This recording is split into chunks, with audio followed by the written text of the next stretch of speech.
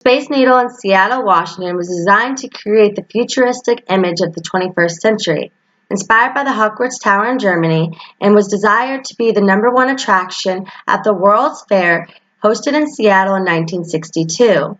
As magnificent as the tower is, no greater foundation comes without hard work and a creative imagination. The design had to be unique, the pricing had to be organized, and the futuristic image had to remain the main focus of the tower. In 1959, an unlikely artist named Edward Clarkson, who worked at the Western International Hotels, was sitting at his local coffee shop drawing his sketches on napkins. His original design of the Space Needle was a balloon-shaped sphere on top of a tower. Clarkson had many supporting architects. His main team member, John Graham, changed his design from the balloon-shaped look to the flying saucer image, giving it the futuristic image it needed.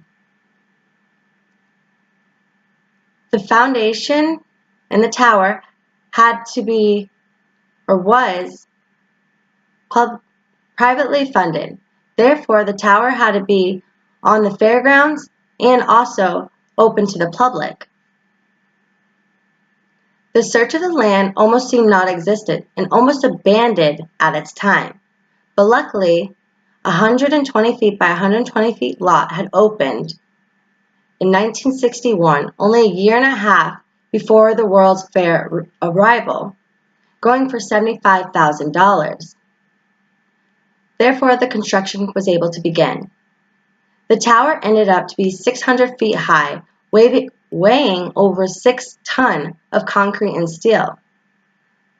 The construction was breaking records of its time.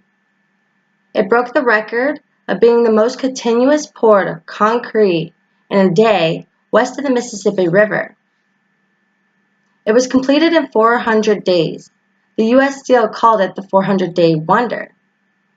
It also had the first rotating restaurant in the United States and the second in the whole world. The construction finished only 4 months before the World's Fair arrival in Seattle. The World Fair was a success, bringing over 6 million people visiting the West Coast and the observation tower of the Space Needle, receiving its nickname of the Crown of Downtown Seattle.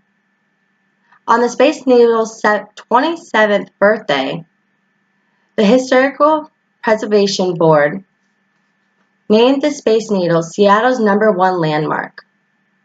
Keeping up with the reputation and look of the futuristic image, the Space Needle has the largest iPad in Washington and offers the visual virtual reality glasses to be worn as if you were standing and walking on the halo of the observation tower, and many more future innovations.